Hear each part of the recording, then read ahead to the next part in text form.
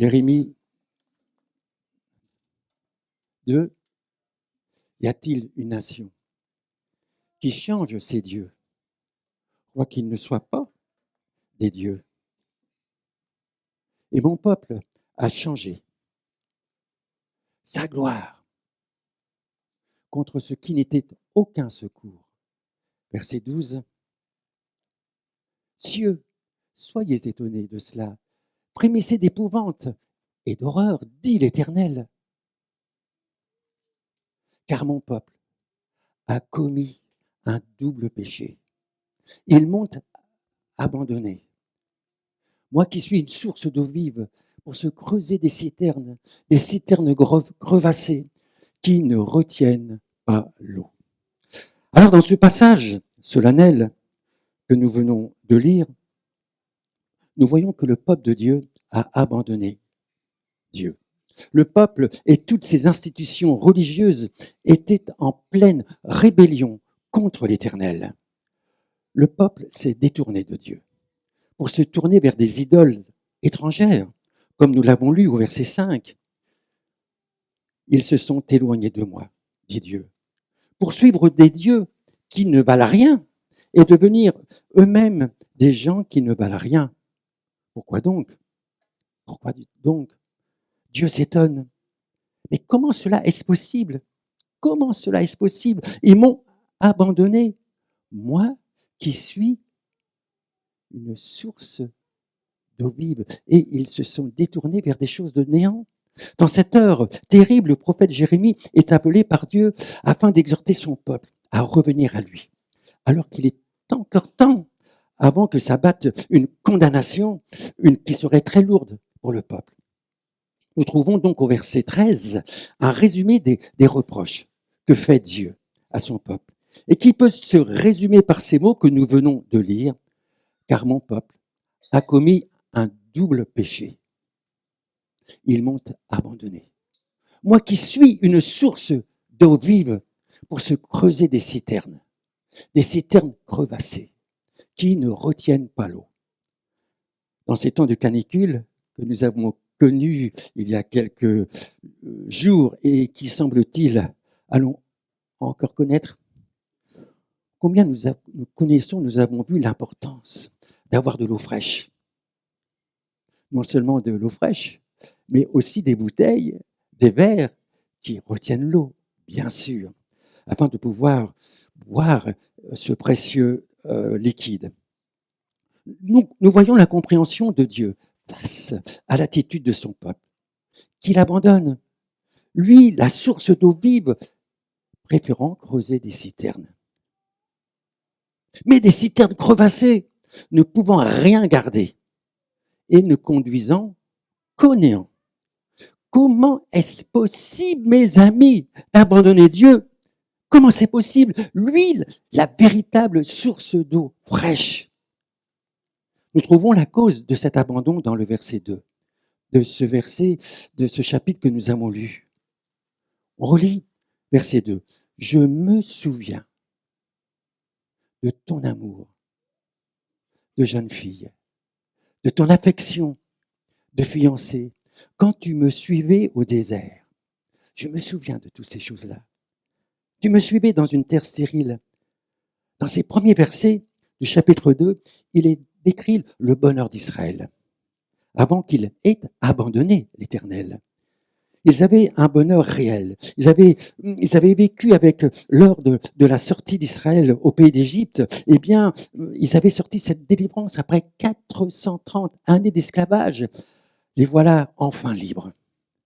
Libres. Libres de t'adorer d'ailleurs. Cela ne nous rappelle-t-il pas les premiers jours lorsque nous avons donné notre cœur au Seigneur? Lorsque nous avons rencontré Jésus, notre merveilleux Sauveur, notre merveilleux Seigneur. Ce jour où nous avons eu l'assurance de nos péchés, où nous avons eu l'assurance que le Seigneur est venu nous délivrer de la puissance du péché. Ce jour où notre cœur était rempli de joie, de paix. Quelle joie remplissait notre cœur de cette liberté trouvée en Jésus. Est-ce que tu t'en souviens? Est-ce que tu t'en souviens de ce jour merveilleux? Ah, peut-être que tu te dis, bah, c'était hier. C'était hier. Mais les choses, tu sais, Jean-Jacques, les choses ont bien changé. Dans tous les cas, lui, il y a quelqu'un qui s'en souvient. C'est Dieu. Je me souviens de ton amour lorsque tu étais jeune. Et pour certains, je me souviens lorsqu'ils sont venus au milieu de nous à Jésus. Je me souviens de certains, de l'affection qu'ils avaient pour Jésus. Et cette affection, cet amour a diminué avec le temps à cause d'un cœur partagé, d'un cœur fissuré. La cause première de cet abandon, de cet adultère spirituel, c'est l'abandon de l'amour de Dieu. Et quand l'amour de Dieu qui est répandu dans nos cœurs par le Saint-Esprit diminue, il n'y a plus d'amour pour Dieu. Il n'y a plus de passion. C'est l'amour de Dieu dans nos cœurs communiqué par le Saint-Esprit en nous qui allume, qui attise son amour pour lui. Nous nous souvenons des paroles terribles que Jésus adresse aux chrétiens d'Éphèse dans le livre de l'Apocalypse au chapitre 2, verset 4. Car ce que j'ai contre toi, c'est que tu as abandonné ton amour, ton premier amour. Ce sont les paroles de la même teneur que celles de Dieu à travers le prophète Jérémie, mais qui maintenant s'adressent à l'Église, aux chrétiens de la Nouvelle Alliance, ceux qui ont été sauvés par grâce. J'ai contre toi que tu as abandonné ton premier amour. Cette lettre, comme l'ensemble des 7 lettres que Jésus envoie aux 7 églises que nous trouvons dans l'Apocalypse 2 et 3, les temps que nous vivons d'ailleurs. Voici les temps que nous vivons, chapitre 2 et chapitre 3 de l'Apocalypse, ce sont les temps actuels. Et notamment une déclaration claire de Jésus quant aux conséquences de la désobéissance et de la négligence spirituelle. C'est sérieux, c'est très sérieux. Mais également les conséquences bénies de la vigilance spirituelle et de la fidélité à Jésus-Christ. Dans cette lettre aux chrétiens d'Éphèse, Jésus ne regarde pas aux apparences. Elles sont trompeuses. L'Église d'Éphèse présentait à la face de tout le monde 2 points forts. Elle était active pour Dieu. Je connais tes œuvres. Je connais ton travail et ta persévérance. Non seulement active, mais était attachée à la saine doctrine. Je sais que tu ne peux supporter les méchants, que tu as éprouvé ceux qui se disent apôtres et qui, en réalité, ne sont pas apôtres, et que tu les as trouvés menteurs. Ah, magnifique, hein? Jésus félicite les Éphésiens pour leur travail acharné, leur persévérance, leur haine du mal dans ces temps difficiles. Cependant, ils avaient un problème grave, très grave. Et Jésus ne passe pas sous silence ce problème, car il est grave. Ils avaient perdu l'amour qu'ils avaient éprouvé au moment où ils avaient rencontré Jésus. Ce que j'ai contre toi, c'est que tu as abandonné ton premier amour. Cela ne signifie pas qu'ils n'aimaient plus Jésus. Il n'est pas dit qu'ils n'aimaient plus Jésus. Ils continuaient d'aimer Jésus. Mais l'amour pour le Seigneur n'était plus à la bonne place. Ton premier amour. Le mot premier dans ce passage en grec est protos, signifiant ce qui vient en premier. Cela nous fait d'ailleurs penser aux déclarations de Jésus qui dit en Matthieu 6, 33, « Cherchez premièrement, protos, mettez en premier, Cherchez premièrement le royaume et la justice de Dieu et toutes ces choses vous seront données par-dessus. On retrouve donc cette même notion, premièrement, à la première place. Jésus ne nous interdit pas d'aimer certaines choses. Non.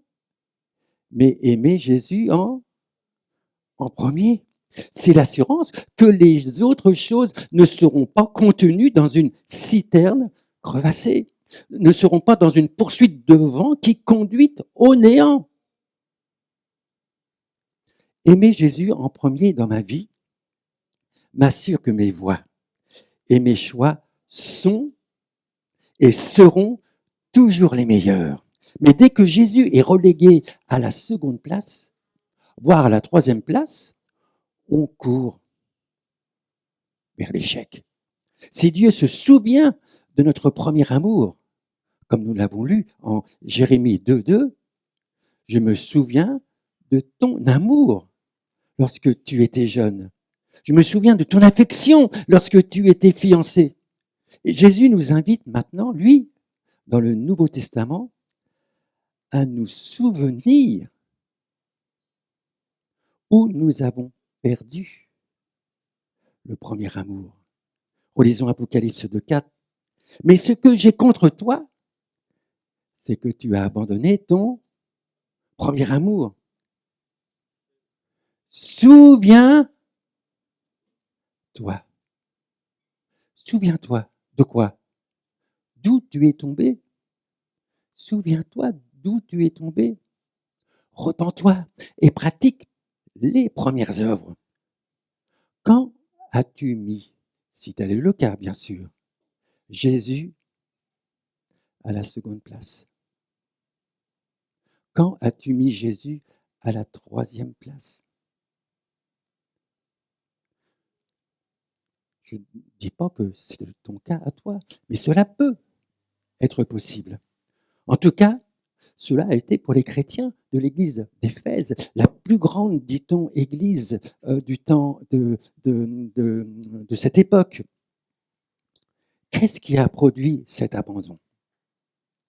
Qu'est-ce qui a produit cet abandon? Est-ce que tu peux y mettre un nom?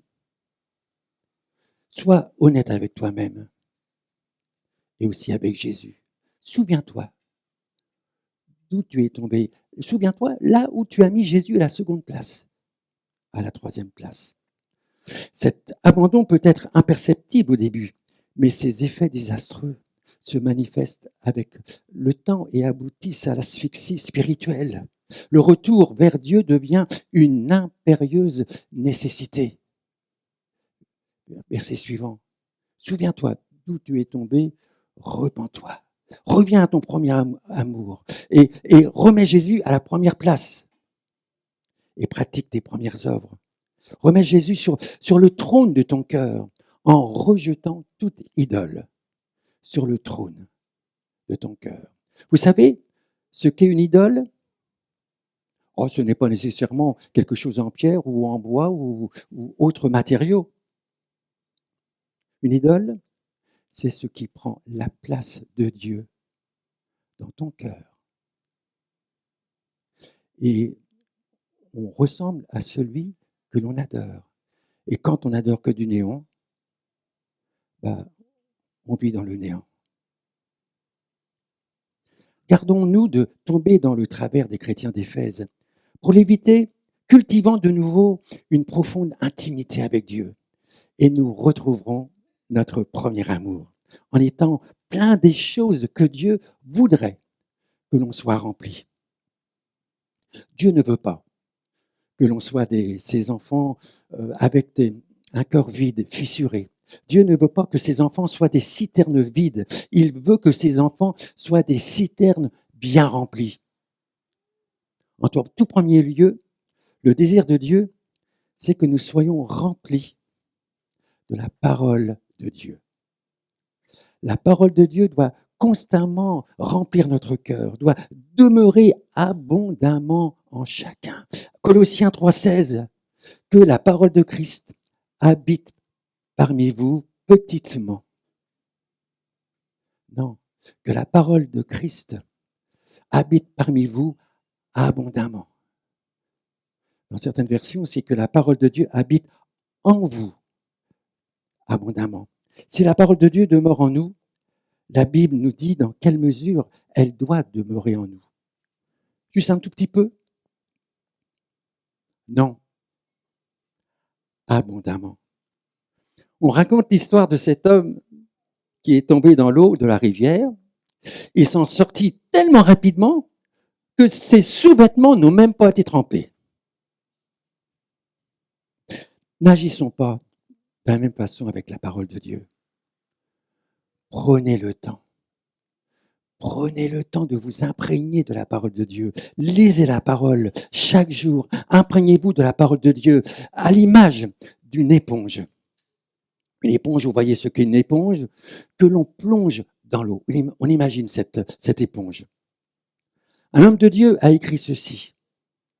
Nous devons nous imprégner de la parole de Dieu, tout comme une éponge desséchée s'imbibe d'eau. Imaginez une éponge que l'on plonge dans l'eau. Elle se remplit tellement que dès sa sortie de l'eau, il y a déjà de l'eau. Il y a déjà de l'eau qui s'en dégage. Vous prenez l'éponge, vous commencez à la serrer, à la presser fortement, et ce sont des flots d'eau qui sortent de celle-ci. Nous devrions être remplis de la parole de Dieu afin qu'elle imprègne tout notre être. Alors on pourra nous toucher. On pourra nous serrer. L'épreuve pourra nous étreindre. Mais que va-t-il sortir? Des flots de la parole de Dieu. Soyons pleins de la parole de Dieu afin de faire face à toute situation qui voudrait nous terrasser. Imprégnez-vous de la parole de Dieu jusqu'à ce que vous en soyez remplis abondamment. Et si l'adversaire vient vous toucher, une épreuve vient vous surprendre, la parole de Dieu viendra à votre secours. C'est l'épée de la parole de Dieu, l'épée de l'esprit, qui est là pour vous rendre vainqueur et faire face à l'ennemi. Il y a quelque chose d'autre à retenir de ce verset. Si la parole de Christ habite parmi vous abondamment, Colossiens 3,16, elle doit être utilisée et proclamée en toute sagesse et avec grâce, comme nous le lisons, que la parole de Christ habite parmi vous abondamment. Instruisez-vous et exhortez-vous les uns les autres en toute sagesse. Par des psaumes, par des hymnes, par des cantiques spirituels, chantant à Dieu dans votre cœur, sous l'inspiration de la grâce. Nous avons besoin de la sagesse de Dieu pour appliquer la parole de Dieu dans nos vies, et cela dans un esprit de grâce.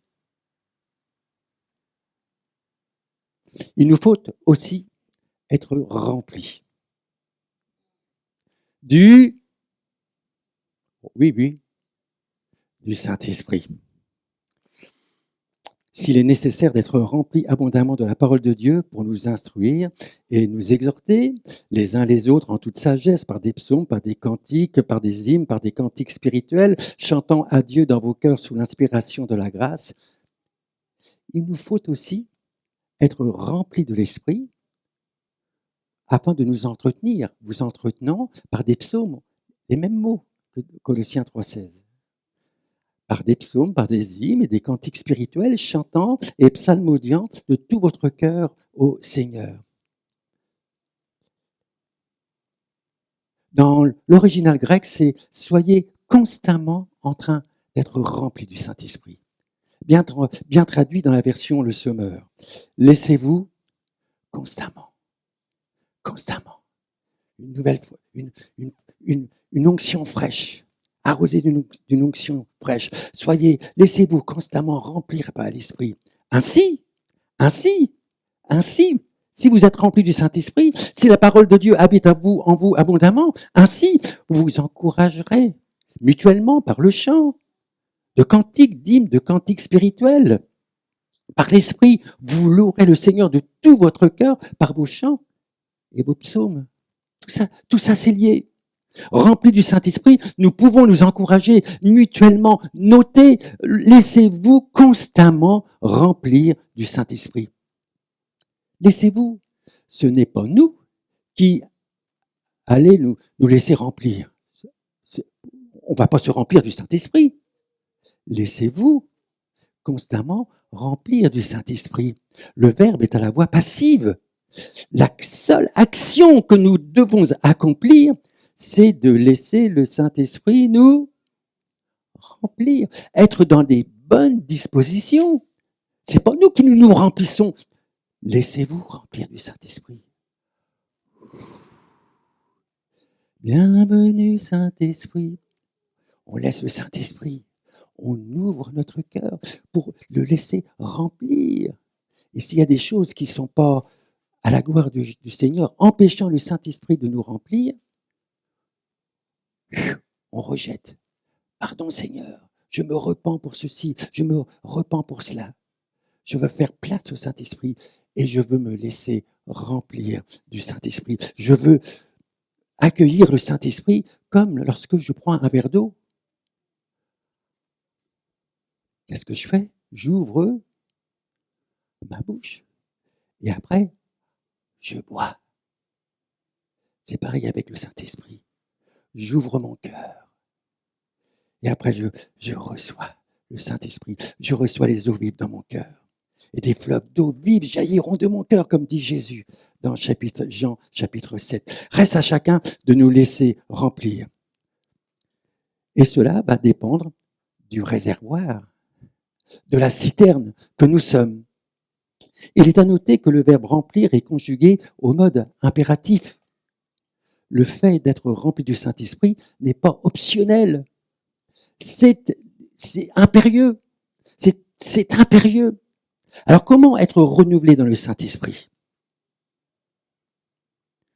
En se laissant conduire par le Saint-Esprit.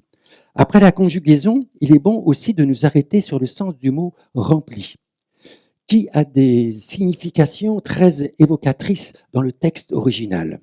Le verbe « rempli » vient du mot grec « pléroma », peu importe si vous vous en souvenez pas, qui est l'image d'un navire, avec à l'intérieur des marins, des rameurs, des soldats, mais qui, pour l'instant, n'est pas réellement rempli.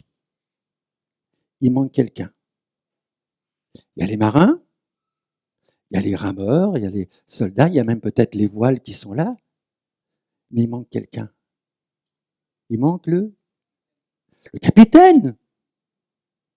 Pour qu'il soit réellement rempli, verbe, signification du mot pléroma, il faut qu'il y ait le capitaine.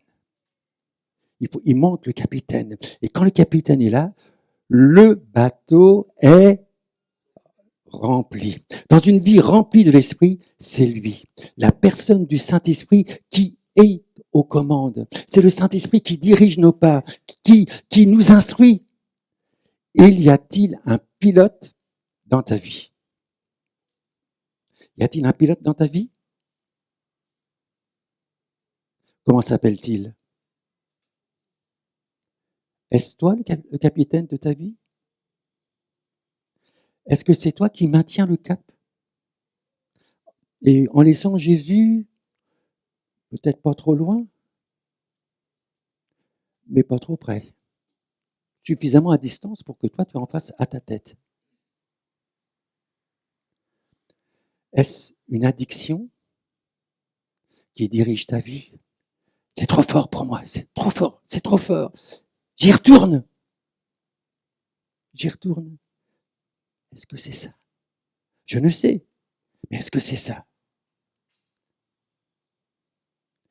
Est-ce Jésus? Est-ce Jésus?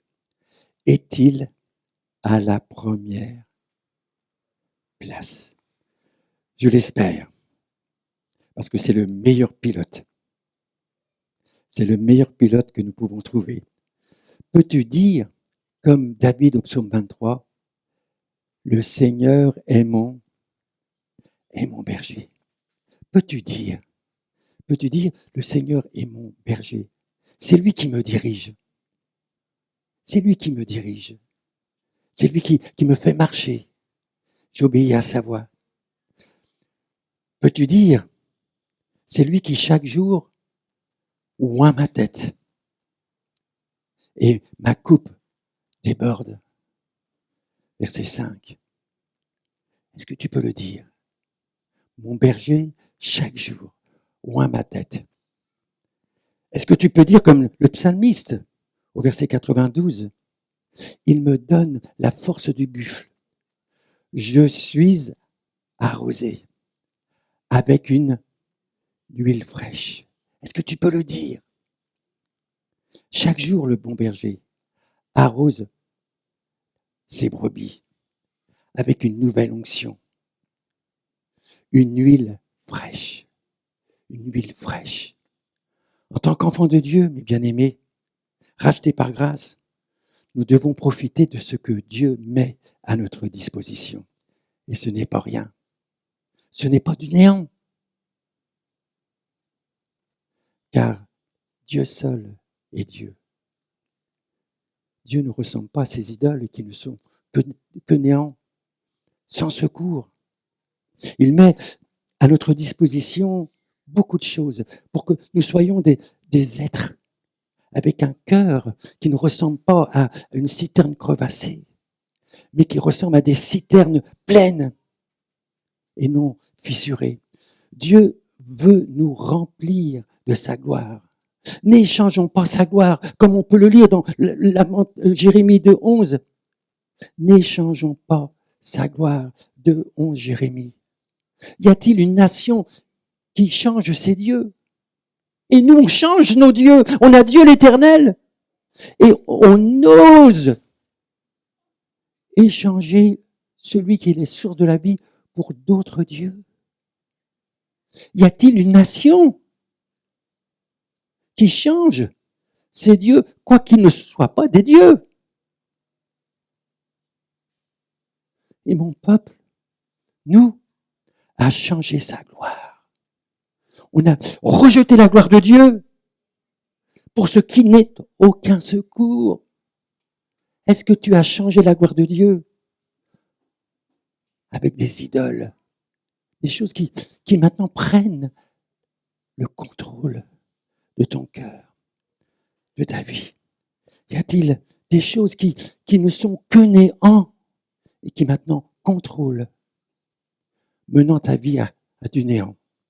Alors, demeurons dans sa présence, demeurons dans la présence de Dieu, dans son intimité, qu'il soit le premier sur le trône de notre cœur. Et nous pourrons dire comme le psalmiste, je suis arrosé avec une huile fraîche. Psaume 92, verset 11. Je suis arrosé avec une huile fraîche. Je vais demander à mes bien-aimés du groupe de louanges de venir. Nous allons prendre le temps, sans faire de l'introspection, bien sûr, de nous souvenir où éventuellement nous avons perdu notre premier amour, où nous avons abandonné notre premier amour. Merci Dieu, mon Seigneur. Combien je désire que tu restes toujours à la place que tu mérites d'avoir sur le trône de mon cœur. Que tu sois, Père, le premier. Le premier. Je ne veux pas échanger ta gloire en me tournant vers des idoles qui ne sont que néant, qui ne peuvent apporter que du néant, que du vide. Seigneur, je viens à toi. Et combien de fois j'ai abandonné ce premier amour. Je suis revenu vers toi. Et ce matin encore, Seigneur, je veux te dire que j'ai le désir, encore ce matin, d'être arrosé comme tout à nouveau. Viens, viens Saint-Esprit, baptise-moi tout à nouveau. Viens et répands sur la vie de chacun, de mon frère, de ma sœur, et bien cette rosée, cette eau vive sur notre cœur. Nous en avons tellement, tellement besoin.